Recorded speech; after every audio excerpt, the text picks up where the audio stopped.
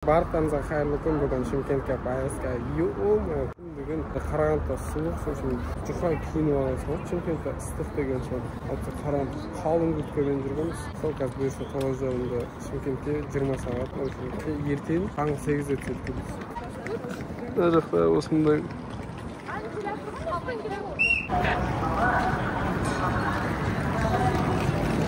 20 сағат купеде не істеймін? Купеде мен жататын жерде ешкім жоқ. Сізбен бірге боламыз. Пустой ғой, прикинь, мына жерде. Бір өзім барайын деп тұрмын. Шаршағанға дейін ба примерно. Короче, поездың ішінде мынандай ресторан бар екен. Видеоға түсіруге болмайды. Жоқ, ана не ғой, влог қой. Әлі 12 сағат бар, шаршағанда. Бангладеш болады оны.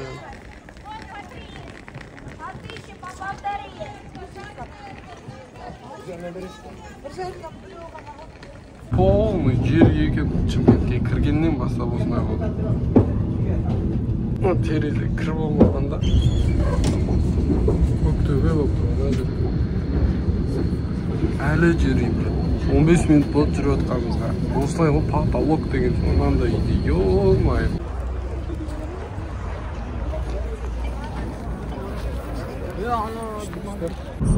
Сложный адамдар кейде болып тұрған нәрсені дұрыс тұрақтап айтып дейді, просто. Так, біз шеттесіне дегенбіз.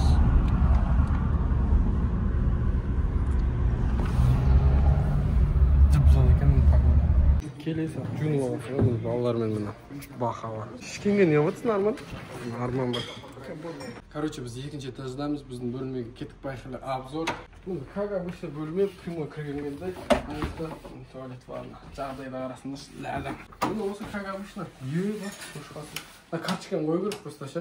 Карточка қоймаса көшқасы. Осындан да жерге қойып қойасың карточканы. Наоборот қойын бөлі. Все. Карточка қой керек, обязательно кондер, кондер емес надо екен ғой. В общем, осында тіпті кішігірім қазір мультфильмде да. Мына жақта достан екеуміз жатамыз ғой. Бітті обзор. Бітті. Шашып тастамаңдар. Арманның бөлмелері. Тура біздікіндей бірақ. Как обычно бәрі, тура осындай. Еміне ерекше. Итке бақылапыз. Таза платье қарашы жақсы. Сайратқада ма еще? Телевизор жүрістесін әдермеген өтін. Мына жақ торговый центр, мына жағы бақа. В общем, визит Шымкент Бақалы жайында тур. Пресс-тур міне осы ғой біздің келгеніміз ше негізі. Бірсаны қасына тұрсың? Жалқау болсаң. Міне осында welcome to Шымкент, пресс-тур. Осында октябрь 24-26, 24 бүгін, 25 и 26 3 күн боламыз осында. Міне армашка бар, балалар, тамырлар бар. Асан Сен не сияқты дедің ғой? Журналист өткізім бажы.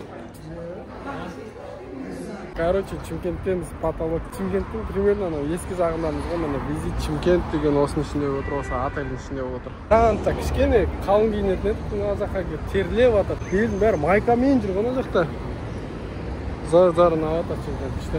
Біз пока сәл-пәл Шымкенттің ең бірінші құрылған жағындамыз примерно.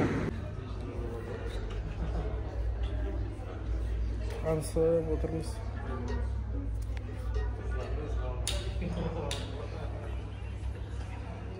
Хабар агенттігінен кеп отыр одан.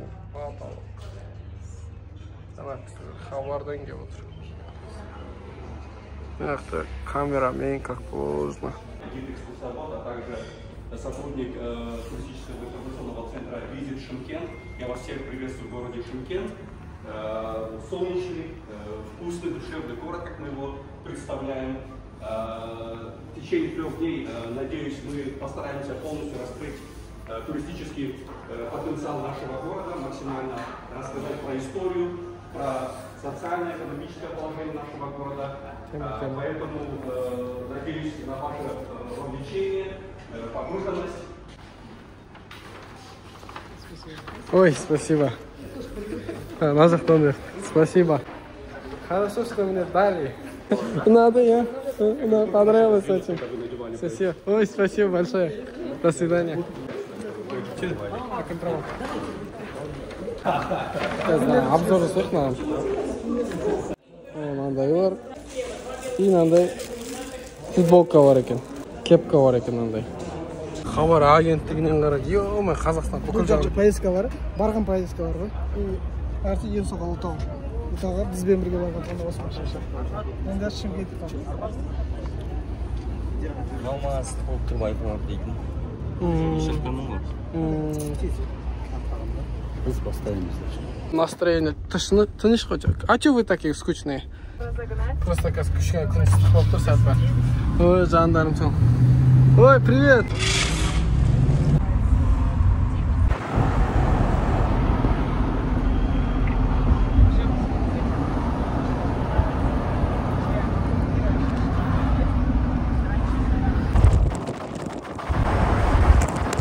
Бізден жан жақтан келдік, мысалға мен Балқаштан келдім. Алматыдан келдім? Жезказган. Шымкент.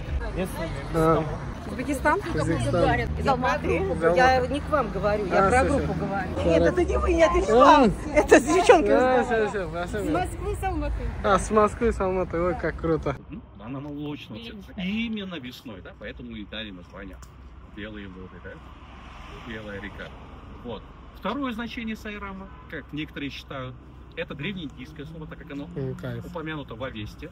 Сай означает святой, Рама – Бог. Сай – Рам. Кесенеге келдік. Кесене Тарашаш деген ананың кесенесі. Аяқ киім шешіп көру керек екен обязательно. Чуть-чуть крыльца сесть, все, транспорт. Уклониться надо.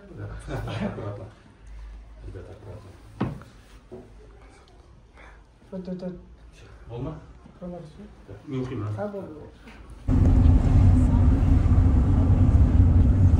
Осындай жерлер көп екен да бұл жерде. Басқа ұлттар көп.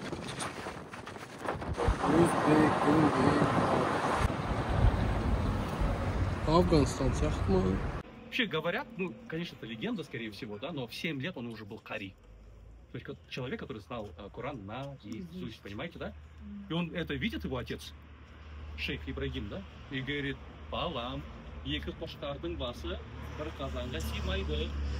То есть он, по сути, уже по знаниям отца своего опережал, понимаете, да? И говорит, и отдал на воспитание. Ой, этот Арслан Бабу. Ну, это вот такая вот легенда.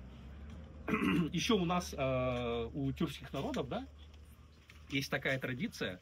Обычно, когда человек чувствует, ну, что уже его дни на исходе, да, он просит, говорит: похороните меня там, где сядет белый верблюд. Всегда заворачивали, да, после, например, уже смерти, да, тело клали на белого верблюда, и он уходил. И место, где он останавливался и приседал, там обычно и хоронили, по нашим тюркским традициям. Поэтому, если вы посетите мавзолей Арстан Баба, там гордо сидит такой белый верблюд. Ну, монумент, я имею в виду, каменный. Но многие не понимают, а при чем, говорит, здесь сидит этот... Ну, зачем этот монумент, говорит? Вот, объяснение такое. Обычно, когда человек чувствует, вот такую просьбу он делает. Понятно, да?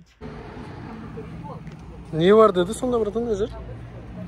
Бұл жерде түркі дүниесінің ұстазы болған Қожа Ахмет Яссауи бабамыздың әкесі жерленген жер. Бір байқағанмен емес, Шымкент кіргелі жүрі ғой, короче. Домы әлі көрген жоқпын. Мен мына домда 7-ші квартирада тұрамын деген әлі байқамадым. Жезказган кесенедеміз. Чисто кесене аралап жүрміз. Сайрам деген аудан ба, қала ма, чисто андай нелер көп екен. Кесенелер, мешіттер көп, сондай жер екен. Мына жақта бір мешіт етеді, короче. Екінші кесенеміз ғой. Біз, короче, мына жердеміз. Негізі мешіттер, осындай жерлер көп. Былай жүрсең, бір айдың өзі жетпейді. Құрметті Арнаттың YouTube көрермендері, баршаңызға сәлем жолдаймыз. Біз Арман екеуміз дәл қазір Сайрам қаласында Ибрахим ата мешіті жақтамыз. Барша Арнаттың көрермендері лайк басып, поддержка беріп қойыңыздар Арнатқа. Күшті. Бүгінге біз мысалы жалқаумыз. Арман екеуміз тек осылай видеоға, сториске ғана түсіріп қойып жатыр. Арнат еңбектеніп, арнайы сіздер үшін осының бәрін блогқа түсіріп, бәрін көрсетіп жатыр. Қолдап қойыңыздар. Қаншама еңбек. Алтын Қожа деген жерден қазір балалармен тура жаңа осы составпен тамақ ішейін деп жатырмыз. Кісінің адып. Бөдене бар. Бөдене ма? Есть. Перепелка деген. Басқаша нифига қысма десем. Обычный бөдене екен ғой.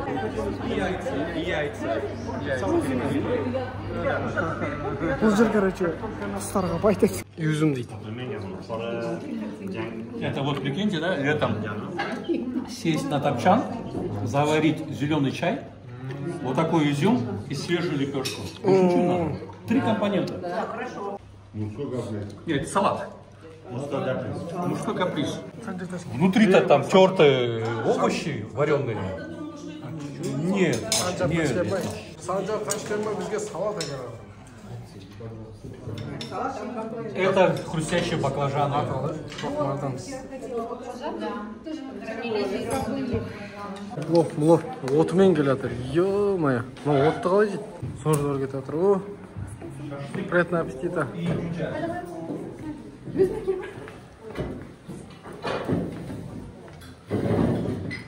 Как обычно, продвижение города туристического потенциала Шымкента. Астанадан да адамдар бар Бұл дейді. жерде Мәскеуден де бар, Ташкенттен келіп тұрған қонақтарымыз бар. Там с дальней дороги, да, может какую-то инфекцию либо какую-то болезнь прийти. Поэтому первым делом отправляли в баню. Да, добивались, чтобы люди были чистые, еще давали ароматические масла.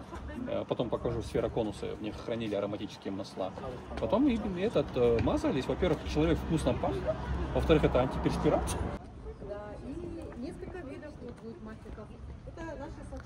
Осы кезінде кесенеге кіру үшін баняға түсу керек екен. Қазіргілер ғой, жуынбай сасып жүреді автобуста. Или ол басқа ма? Вот, менде де слашып кете береді. Ал палуан міне, кәне. Ай, хорош. Тигізбеуден бірінші орнына отырған ақпаратында. Риза болып отырмын. Смотрите, такая интересная вещь. Вот даже смотря на хумы, можно понять, кому она принадлежала, да? Вот обратите внимание на этот хум. Видите вот эти пятна? Да? Это означает, что зажиточная семья. Как это? То есть, когда заливали туда молоко, они наливали больше, чем надо. Остальное оно просто вот так выливалось, да? И потом оставались вот такие вот пятна. Хорошо. Да, еще раз говорю, мы называем это место музей катакомб, а так это место для дети и военных место для экспозиции. Все предметы, которые вы видите, оригинальные, были найдены на территории Сфиджаба. Вот. На какой территории? Сфиджаб, то есть этот регион, этот район именно. Кезінде кітаптан көретін. Старый город Шымкент болып тұрған. Короче, нояқтың бәрі ескі Шымкент екен, оказывается. Вообще полный ескі Шымкент. Шымкентте ұры жоқ қой. Ана жақ уже ауыл ма сонда? Лет через 500, наверное, в книгах истории про него будут говорить тоже пророк. Пророк. Только он другой как Икс. Ну, это можно не показывать. Возбуждать Умы людей. Не, на Марсе, на Луне нам же не все же рассказывают куда. Нам только дают то, что положено знать. Вот и все. Так, давайте, ребят, теперь смотреть. Вот эта комната называется «Жизнь и быт средневекового Шымкента». Там с правой стороны будет торговля. Дальше можете очень интересный экспонат, мы любим посмотреть. Это у нас кальян 19 века, сделанный из кавака. Кавак — это специальный вид тыквы, который полый внутри, а тело сделано из меди. Вон там, гляньте.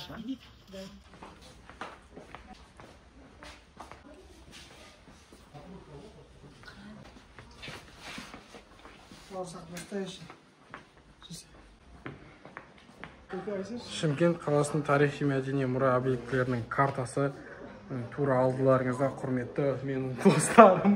Қайтпас деген бірінші неге жұттыңыз бе? Осыған барғанда қайтып кеткенсіз. Қайтпайды.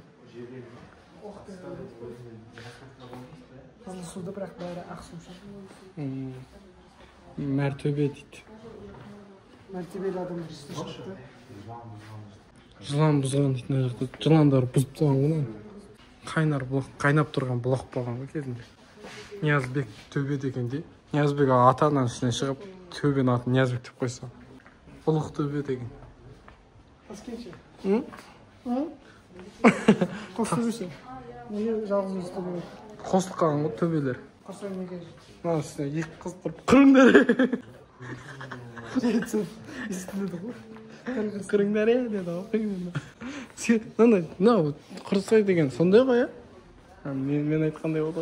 Білем ғой мен тарихты. Кезінде 7 класста НТ-ға дайындалып жүрген кезде Құрсай деген. Былай тұр. Құрсай. Мына Шымкент қаласының осына тура осында жүрік.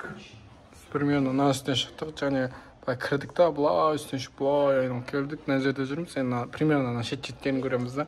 Сонымен ужинға барамыз, басқа нәрсеге қонсаң. Город Чимкент. Бұл, короче, старый Чимкент. Міне мына жақ уже ана таудың әр жағына шықсақ, Ташкент, мынау Қазығұрт тауы.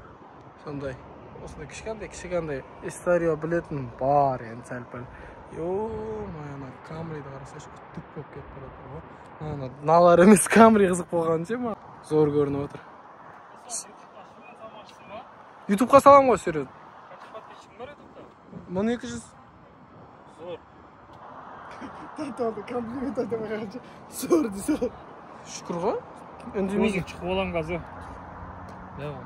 Не деп пранк істейсің ба?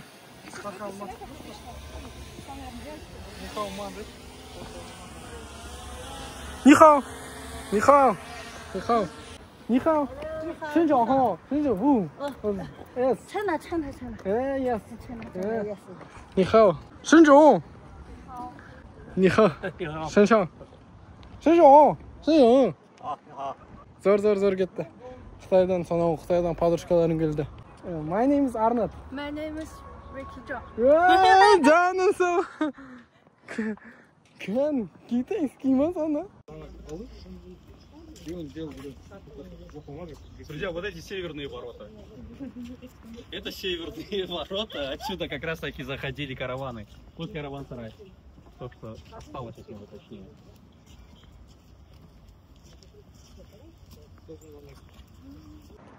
Кезінде соғыс болған ғой сонда, получается. Осындай мен атқан зеңбіректер дейді.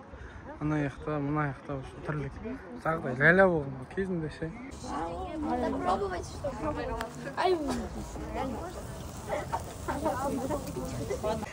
Шымкентке келген адам қай жаққа бару керек? Бірінші болып, осы музейге бару керек. Не үшін келу керек? Себебі ол жақта күшті нәрселер бар. Жаңа нәрселер үйренеді, иә? Аха, жарайсың. Сен Қазақстан бойынша қай жерлерде болдың?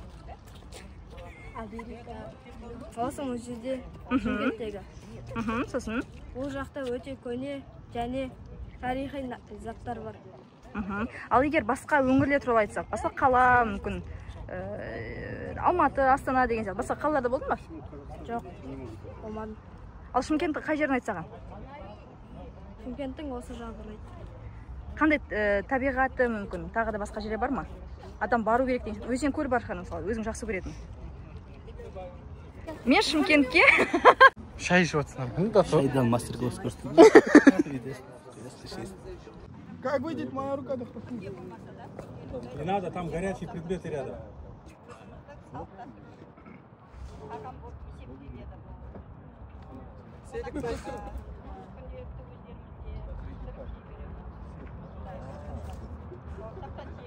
Я думал, сейчас подавец скажет, выходи замуж за меня. Я тебе чай принесу, давай мобильник.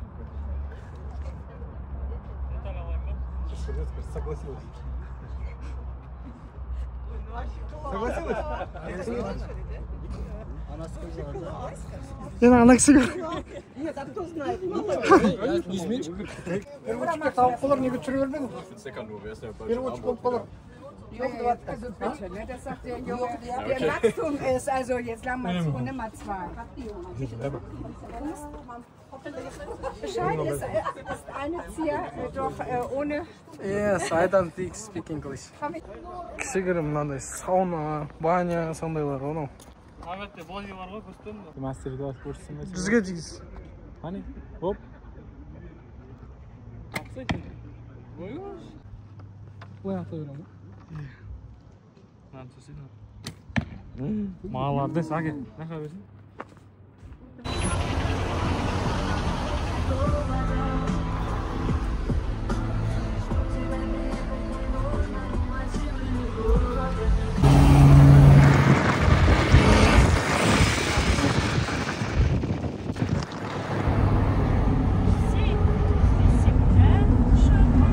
Правильно, да? Вот это наш дом. С дома выходим, мы на работе.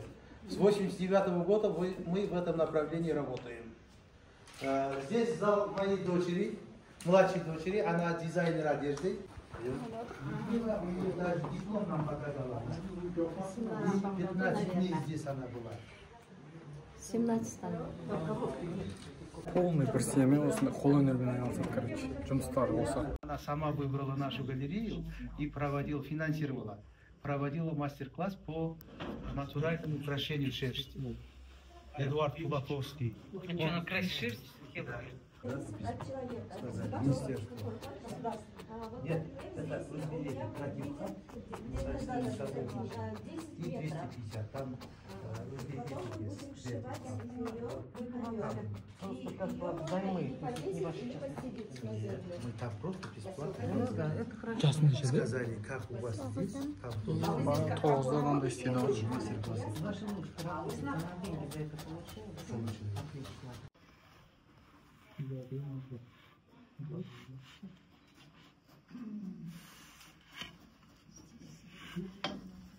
Эта техника называется фильтрование. Как мы слышали, вот когда первое время приходили обучали по этой технике. Оказывается, это было в Америке. Вот скоро у нас будет фестиваль. А вы куда там это делаете? Заказ, да? Вот скоро. У нас Какой фестиваль есть? фестиваль по светлу.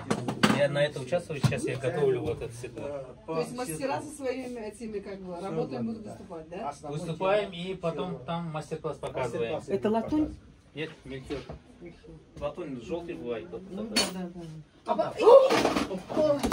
Вот смотрите, вот когда у нас один раз было заказ с Америки 4000 портмоне, тогда вот такие куски остаются, да, много. Ну, да. Потом уже мы думали, это много кусков, 4 мешка остался.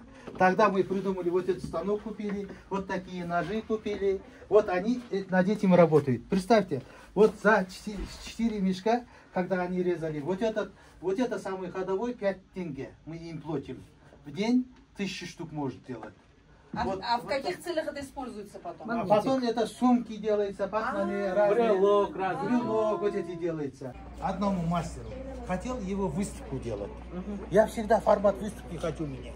Вот выставка бывает, заходит в зал, открытие, до этого уже посмотрели, а я хочу во дворе провести. У него работы всегда продаются, не может выставку организовать, поэтому я ему заказываю, покупаю, чтобы его работы были. Вот представьте, он будет... Просто обычный үй ғой, соны кәдімгі қолөнер осылай алып жасап тастаған.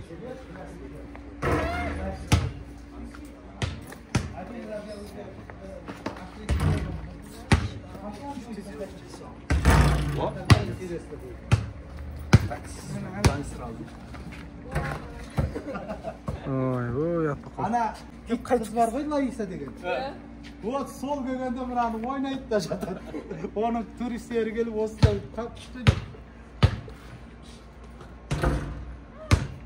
Вот она стоит, вот смотрите. Асыш будет показывать сейчас. Братан. Лянга, знаете, да, лянга что такое? Хороший спорт.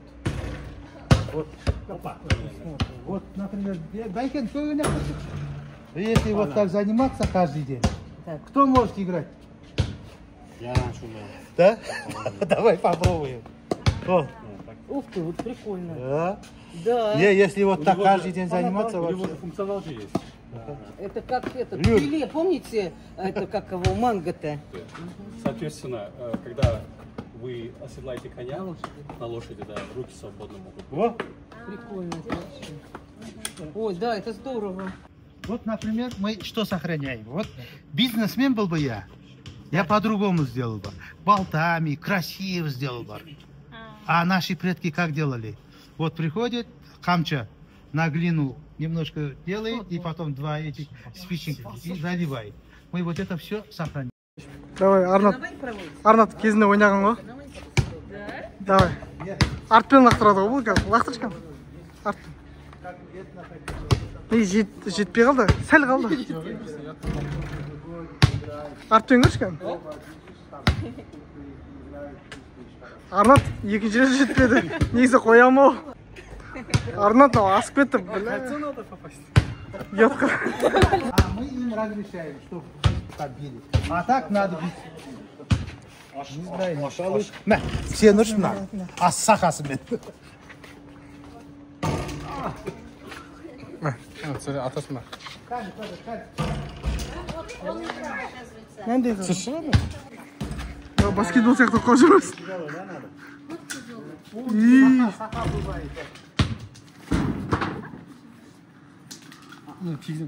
Давай. Ана қыздан ұтылып отырсыңдар ғой. Попробуйте.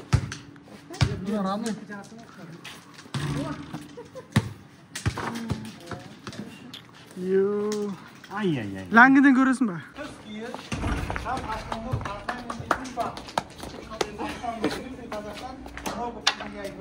Түскен жоқ. Екеу. Үшеу.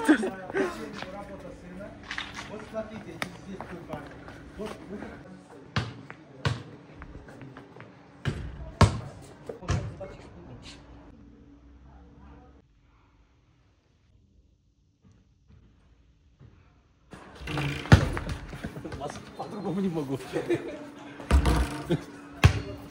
Все время.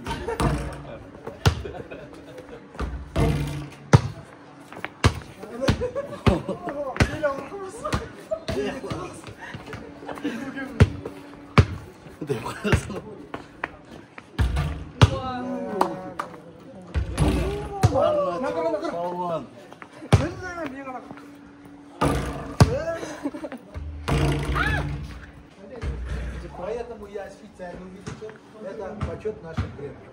Специально хотел такой.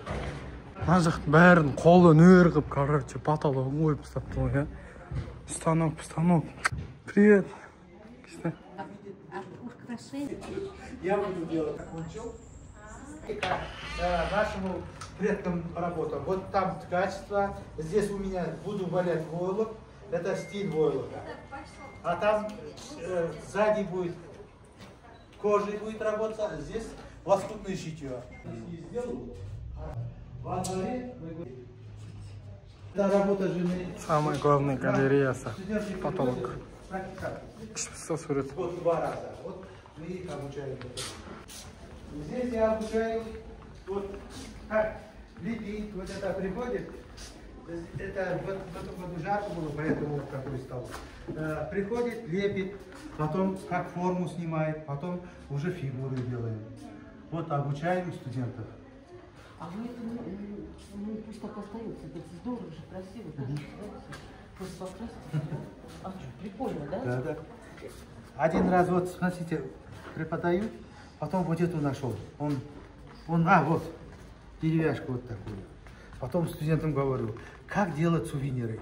Не все, которые окончили, не все становятся хорошими художниками. Хотя вы должны на жизнь зарабатывать. Да. Я сказал, вот, представьте, когда вот я держал его, откуда вышло? Это, когда я держу, он мне приятен какой-то дает. Идея. Да. И потом взял осык и им показываю. Давайте придумаем. Немножко заточил, клеил, потом снял форму и залили сперва с этого с гипса. Потом уже камень это сделали. Вот чем не сувенир. Я леплю, они лепят, сразу поставить. Вот, и сказать, вот ты сегодня начал, дальше продолжай дома. Мы здесь 10 миллион сумма бердік, ол бала неге дейсің керек. Өзінің балалық кезі қайта переработать. Это ее картина. Она дизайнер интерьера. Осында қонақ күтеміз. Здесь у нас как юрта сделаны специально. Но алтын бұл жасағанымыз Қазақстанда алтын орда деген біз бренд біздікі. Бәріміз юридический оформда. Бір жақсы жері қыз ұзақ.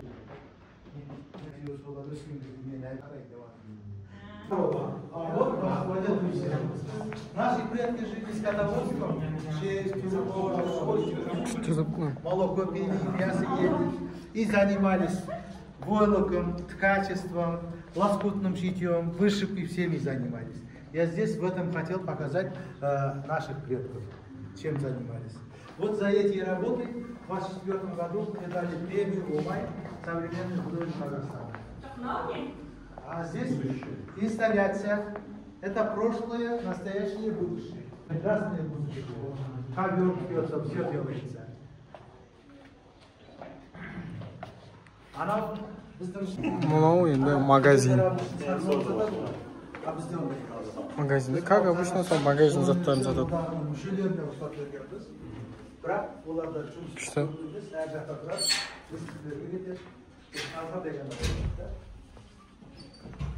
Бұндай шапандар сатады екен да тағы. Как положено. Немене мынау? Көрші. Потолок. Неше тұрады енді? 1 миллион. Чистый кожадан ба сонда? Бірақ бұл кісі 12 мың сатады. Неғым ғой, бағысы ғой. Қарсы таза қолөнер. Таза қолөнер. Жыртылмайды деп, тексеп көрді деп, жыртылмайды деп жыртылады. Жұмыстар, мына әдемі екен. Бәрі барлығы, мына қызымның жұмысы мысалына. Мынаны алсаңдар оған. Өзінікін сатайын деп тұр, мына жерде. Қыздар алса. Мен немерелерім, өзіміздікі барлығы.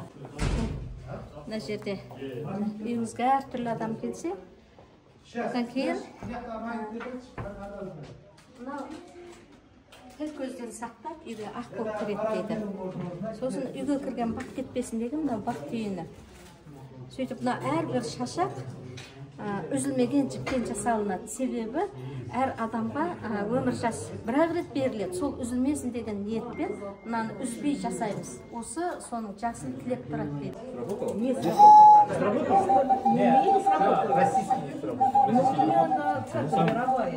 Либо виза, либо мастер. Мастер, у меня мастер. Ну, я могу вашу точку дать, да? Тема я.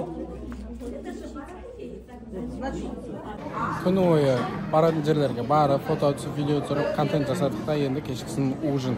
Қазір енді Арбатқа барамыз. Балалар үйінің астында үлкендіктер болсын. Бүгінгі полный команда. Осы кісілермен Короче, алып қапшан осында жаңа тамақ іштік, өзін іштік, балалармен, тамырлармен енді қазір Арбатқа барады. Көтер, братан, смело. Кептай ол, братан,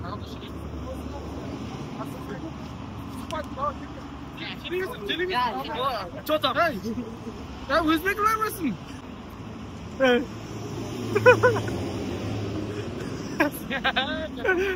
Обчук. Визит жүжіммен осында балалар бар, тамырлар бар. Сонау жақтан фотоаппараттар, операторлар, сөттер істейтін кісілер де бар. Кешкісін Арбатты аралап. Неге шлифа істеп? Екеуміз құдық Бақа қайсыз? Бақа? Кет. Осылай тұршы. Шлифа істейміз. Кім ұтылады? Кім ұтылады? Не өйтінді? Давай кет. Мен бойдағы емеспін жіктер. Братан, бойдаққа қарап отқан жоқ. Қарап отқан жоқ. Өзім ұтылсам екен. Мен барам ойын, не істеймін? Мен бар атырым. Шымкенттің Арбаты деген осы міне. Екі қолын қалтаңа салып, жүре береді екенсің, кешкісін өзіңмен өзің ұра береді екенсің. Осы ма? Әрмен қарай. Істеп жатыр екен. Аржып сезіп отыр. Сюда хочешь.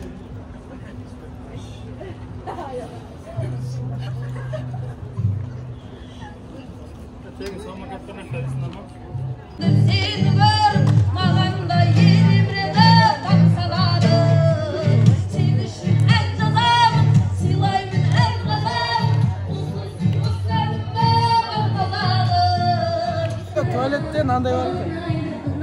Арбаттың прямо ішінде осындай жарықта туалетте отырасың, короче. Елдің бәрі былай көріп отырады туалетте. Давай. Осында осылай туалетке смен отыра бересің. Көрсей тұрсың? Қандай туалеттер бар? Туалетте отырасың. Ана жақтан далада бәрі осылай қарап тұрады. Осылай тұрасың да? Өшіресінде мен айтам ба, тойпайды? Сен айтасың ба дегенде ойлатып. Қараңғылату деген батын осыны бассаң, короче, өшетіп қалды. Қайттан бассаң, қайттан бассақ. Итак, барлықтарыңызға қайырлы күн. Бүгін бұл екінші күн турдамыз. Бүгін мешітке келдік. Бізге қонақтан жан-жақтан сонау Азербайжаннан келді. Мінекей бұны екі спринтермен жүрміз и осы мешітке келдік. Өзбекстаннан телеканалдар келіп, Азербайжаннан блогерлар келген. Потолок. Міне зор кетіп отыр. Осы кісілермен полный салон, автосалон, братандар. Ох.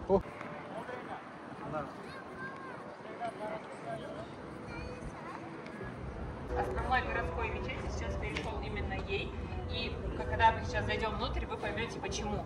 Сейчас это, как я уже сказала, одна из самых больших, и одновременно внутри в большом зале может вместиться до 13. Bizim балалар тұрмын. Простанек, Арманек, Багдавлет. Так что внутри места не хватит, то можно будет разместиться здесь перед мечетью. Здесь также помещается около 10 тысяч человек. Полностью здание построено из белого мрамора. Я иду в этой мечети. Сегодня я буду рассказывать вам про мечеть.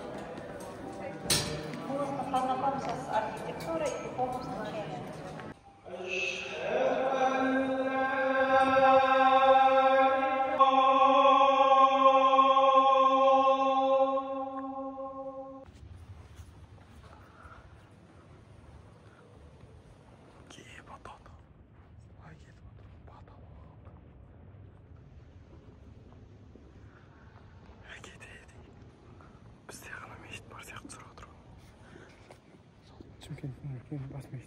Мінекей, міне біздің қонақтарымыз осындайына мешіттен контент түсіріп отыр ғой.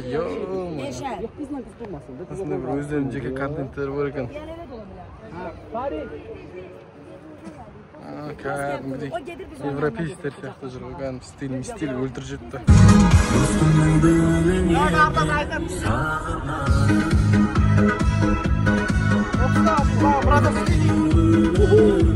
Кайфуша, начинайте! Девчонками! Привет!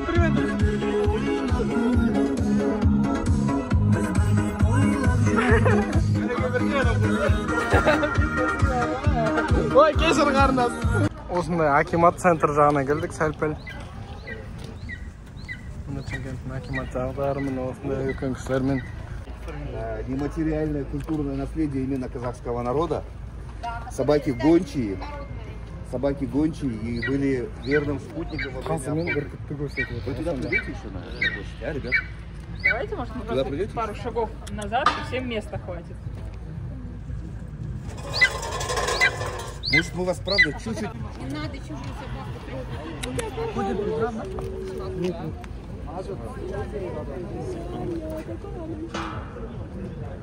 Адам көз ашып қойған. Неге атылмай ма бір бөлек? Көзін ашсаған атылады ғой, короче. Қолы үйретілген ғой бұлар.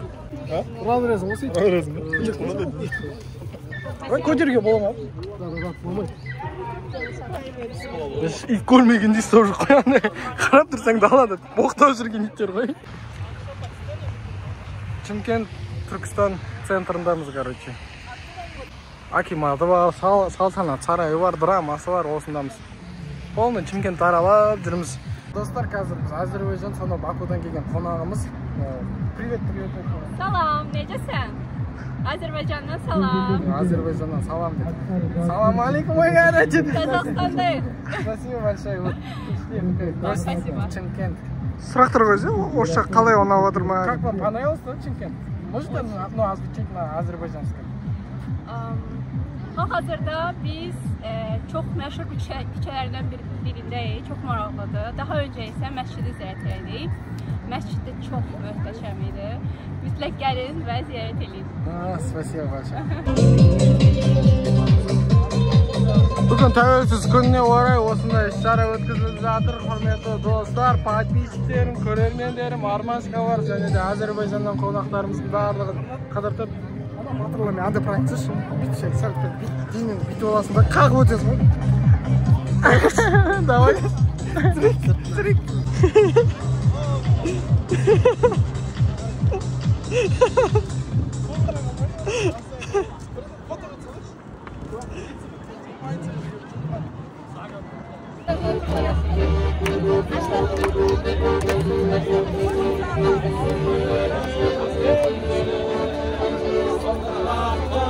Таудың ерге бұлағы қызық дейді, өз өзіңменен өткен күн.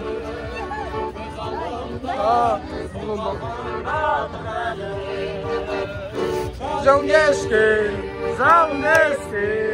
күндер қайда қарағым. Көз алғанда мен сенің айнымайтын бағыңмын, жанарыңнан айналдым, дәл өзіңдей лағылды. Қадірлім, ағызыңды сағындым, жалғанда мен сенің айнымайтын бағыңмын. Мына арқа тартыс болып отыр. Қазақша күрес бәрі отыр. Наурыз болып отыр. Үшінші оралған үшін Асқар Жастыр. Зор кетіп отыр.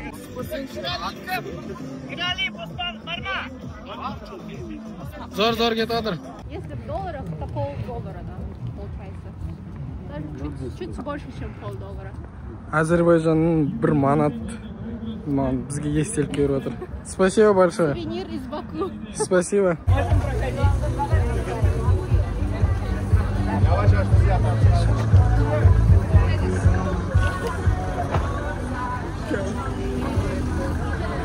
Азербайджаннан келіп кайфуша. Осындай жерде обед ба? Төртке түстікке тамақ ішіп отырмыз. Бүкіл ұлттармен отыр. Халықаралық отырыс болды ғой мынау. Медина деген жерде. Көшеде. Короче, біздің бақашы Мединаның жақсы ғой негізінде. Бепші как көш болатын деген ғой. Дерскі мынан дәміші. Андай түсірейік та, мына нанды 5 тістеп тауыссаң. Кетейік та. Біз қазір Мединаның маңынан алып шықтық. Короче, достар, көшедегі адамдарға ауыз тигіземіз. Деп жүрсе бәрі. Осындай жерде әдемі кешкі асымыз обед ішіппіз, оказывается. Осында обед ішіп зор кетті, ұнады, қатты ұнады. Машина қылсам ғой. Кепсін машина қылсам ғой деймін да. Мына болды. Этно музейге келдік. Байқасаңыздар, музей әркім өзі үйіне жасап алған ғой осындай. Ерекше қылып.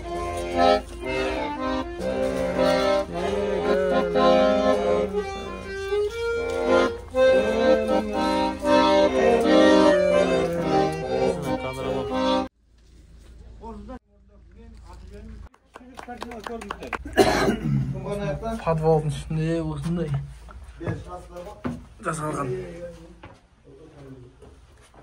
Древний город Утрар, Кумбардан. Я родился в Утраре. Это зимний пейзаж. Я спикер Казахстана, первый спикер TEDx Астана. За 20 миллионов жителей планеты Земля, не казахи, лучше знать казахский язык, чем сами казахи слушали меня. Облыстар арасында. Я сейчас покажу мастер-класс одним орнаментом объединен весь мир. Қалай істейді, ну? Второй этап. Третий этап вы назвали, правильно? Первый этап я сделал. Второй этап какой? Чувствовать? А? Чувствовать? Нет. Угадайте, неужели, а? Знакомство. Ну, засыз ба? Убирать за собой. Убирать за собой. Не жена, не дети, я должен убирать. После себя, после работы обязательно убирать надо. Это главное. Меня бабушка научила, видите? Сейчас уберу, потом раскрою секрет орнамента. Что?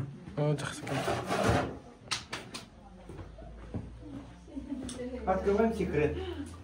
Вот посмотрите на мой орнамент, на кого похоже. Какой человек? Алдаргосе. Какой Алдаргосе? Пай. К вам. Это моя мама. Это моя мама, видите? Здесь апа. Светлая голова, головной убор на место, добрая душа, любящий сердце, материнская любовь ничем не заменить. Материнская любовь от земли. Матушка земля, родина матушка, твоя мама, моя мама. Они передают нам любовь, понимаете? Это мама, это я маленький, сидящий перед ним. Маленький киндербай, новорожденный, понимаете? А здесь вашей мамы. У вас тоже есть мама, да? Мама есть. Без мамы откуда вы появимся? Следующий мамы всего мира.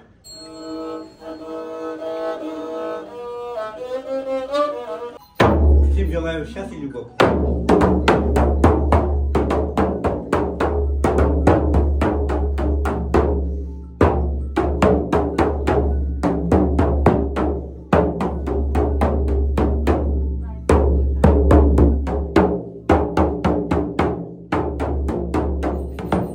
Начинаю ля иляха илалла, потом казахская песня. Весь мир создан единого Бога. Бір Құдай жаратқан бәрімізді.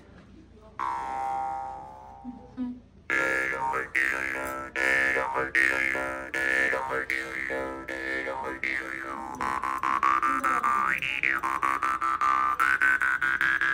общем, осындай подвалдың ішіндеміз.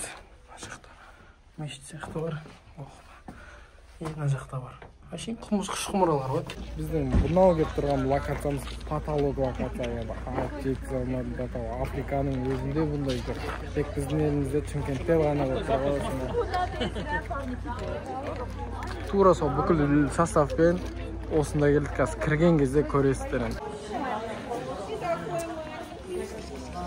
Ай, мынаның іші деген патология.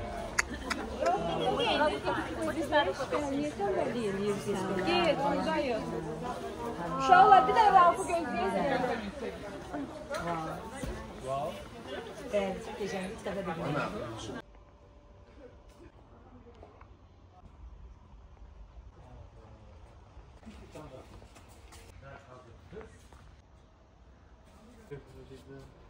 Қандай бананы? Жаңа сұхбат бермей қыз ғой.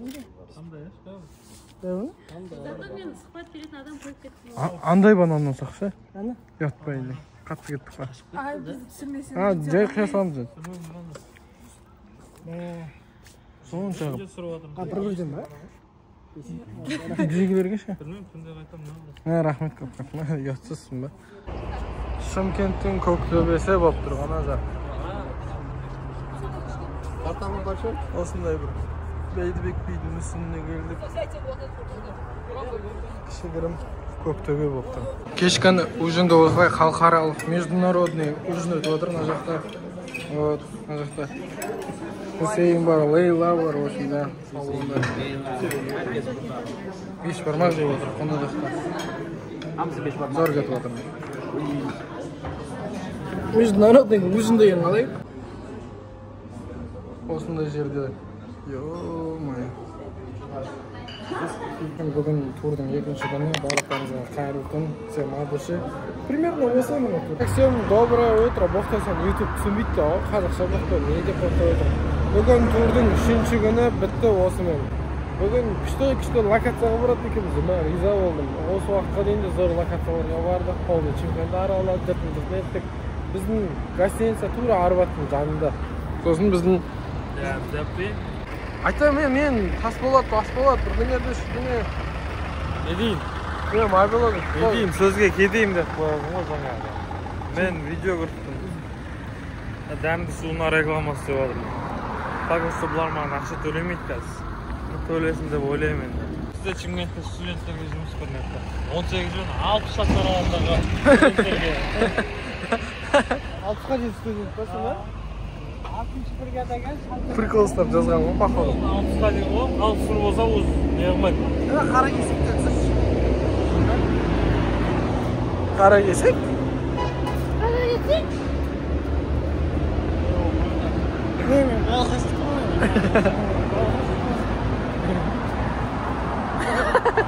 Құрметті қайырлы таң Шымкент бағдарламасы барлықтарыңызға таң берекесін берсін. Құрметті достар, бүгін біздің таңда осындай академик қызымыз не істеп жүр? Кеттік, бәріміз бірге барып сұхбат сұрайық. Саламатсыз ба? Саламатсыздар ма? Құрметті достар, таң бағдарламасына сәлем! Біз сұхбат сұрайын дегенбіз ғой. Мысалы, Арбатта таң атпай не істеп жүрсіз деген. Құрметті достар, подругасын күтіп тұр екен. Арнат.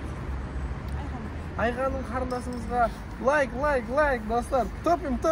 Топим. Подругасы келіп қайыққа барады. Қандай план дальше? Подругасын қашан келеді примерно? Білмеймін, қазір кетіп қалу керек. Неше минутта примерно? 5 минут па. Жүрсеңізші ол келгенше бізбен бірге Арбат арабай. Шашымыздан ондай жоқ та? Келіңіз екен. Айхан. Атыңыз ба? Айхан, кел алдымыздан шықсын. Енді Айхан ханым енді біз осында Астанадан сонау осы теледидардан түсіріп отырып та мысалға. Бұны аламыз да ютубқа саламыз. А біздің фотоаппарат уже зарядкасы біткенше біз уже қазір жол жүрейін деп отырмыз. Астарлы ақиқат. Ұржек сөз. Күйеуім ұрды, таңертең бала кезімнен бастап зорлайды деген ханым біздің студиямызда. Ой, кешіріңізші, қарындасым аймай. Это для себя ғой. Не, салмаймыз бұл етті. Ой, шешемнен мұқтайма, не істейді екен Айхан ханым. Осындай бір мешітке, ақ мешіт деген жер. Осында келдік. Шымкентте 1,5 сағаттық жерде. бізде надо тағылып жүрі туристік. Осындамыз күшті. Қарағанды, Астанада бұндай уақытта гамажбен жүресің ғой. Қалың кино, мына жақта жанып тұр кәдімгі, прям жанып. Мына жердің погодасы деген бөлек. Ау негізі жазық дала, просто жазық дала. Мынау бұлай шұңқыр ғой, короче.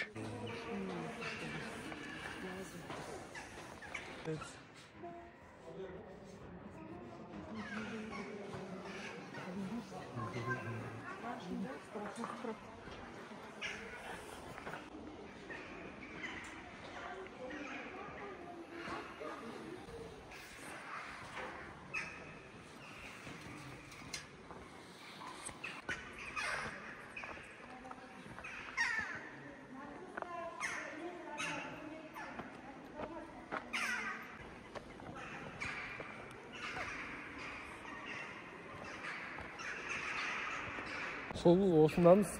Бұның іші мешіт екен. Бір орысша бірдеңе дейді түсінбегенсің ғой. Қазақта балалармен осында мынау отырмыз. Сушмек қалсы, хотел болады мен. Жақсы тіліп жасауымыз. Камера тұрғы. Хотя бы вот видишь, она уедет машина. Задом просто на улицу заедете и все. Хотя бы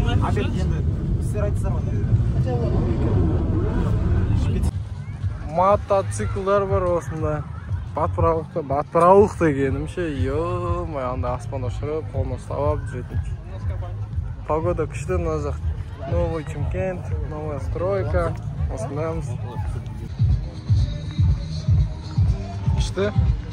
Орыстар сияқты түсіретін ұтқышандай. Вот, дорогие друзья, у нас парк. Вот со мной Баха, Армани. Сәлем достар. Біз Шымкент қаласында осындай кереметтей бір жерде жүрміз. Мынаны қара.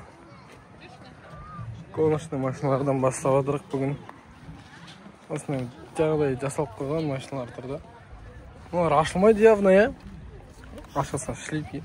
Офигел шарсмейтін сияқты. Мына жақта Ford Mustang'тар тұр.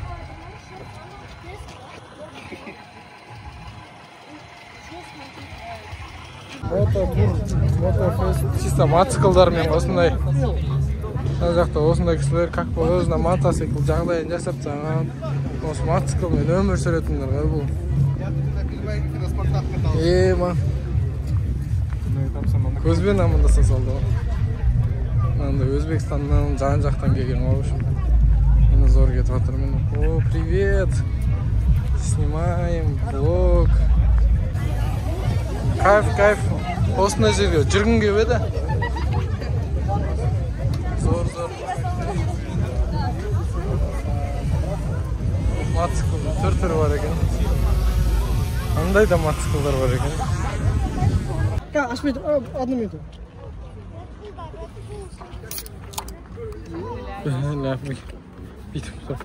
Пите берген соңыш. Спасибо большое. Заряжайте. Давайте зарядимся.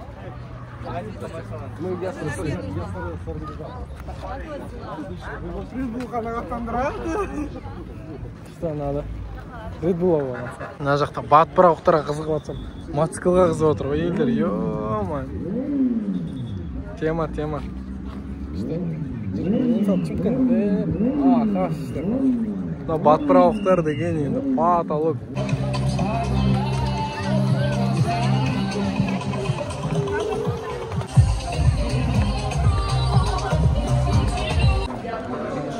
Кешкі ужин осындай тур 3-ші күн. Бүгін соңғы күн, осымен влог бітті, барықпен баканға келген жадышы, сектілі, армиял, 3 күн турымыз осымен өтті.